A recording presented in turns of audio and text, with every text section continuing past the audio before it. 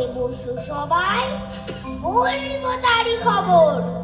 লাঠির ভরে পুজো হয়ে চলতো বুড়ি যখন, পেন্ডুলামের মতো মাথা দুলতো বুড়ির তখন। রঙা ভাঙা কুকুর দুটো সঙ্গী ছিল তার, হদিশ পাবে আজকে বুড়ির কাণ্ড কারখানার। ইচ্ছে হলো বুড়ি একবার যাবে নানির বাড়ি, রঙা ভঙ্গা থাকতোরা আমি ফিরবো তাড়াতাড়ি।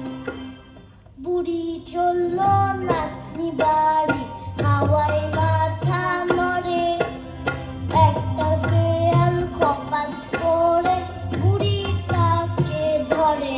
বলল শিয়াল, এই যে বুড়ি, এবার তোকে খাবো, তোকে খেয়ে শরীর খাড়ায় এনার্জি বাড়াবো।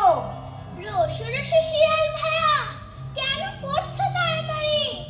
দেখছো আমি হনহনে যাচ্ছি নাতনির বাড়ি, নাতনি বাড়ি খেয়ে দে হবো আমি মোটা, তখন না হয় আমায় খেও একেবারে গোটা।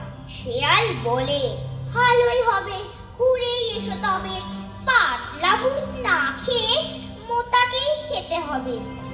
চলল বুড়ি নাতনি বাড়ি, হাওয়ায় মাথা নড়ে, একটা বাঘে খপাত করে বুড়ি তাকে ধরে। বলল বাঘে, এই যে বুড়ি এবার তোকে খাবো, তোকে খেয়ে শরীর খানায় এনার্জি বাড়াবো। রসে রসে বাঘা ভাইয়া, কেন করছো তাড়াতাড়ি? দেখছো আমি হনহনে যাচ্ছি নাতনির বাড়ি, নাতনি বাড়ি খেয়ে দে হবো আমি মোটা, তখন না হয় আমায় খেও একেবারে গোটা।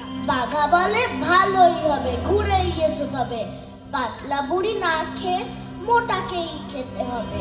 চলল বুড়ি নাতনি বাড়ি, হাওয়ায় মাথা নড়ে, একটা শালুক খপাট করে বুড়ি তাকে ধরে। ভালুক বলে, এই যে বুড়ি এবার তোকে খাবো, তোকে খেয়ে শরীর খানায় এনার্জি বাড়াবো। রসে রসে ভালুক ভাইয়া, কেন করছো তাড়াতাড়ি? দেখছো আমি হনহনে যাচ্ছি নাতনির বাড়ি, নাতনি বাড়ি খেয়ে দে হবো আমি মোটা, তখন না হয় আমায় খেও একেবারে গোটা। ভালুক বলে, ভালোই হবে, ঘুরেই এসো তবে, পাতলা বুড়ি না খেয়ে মোটাকেই খেতে হবে। নাতনি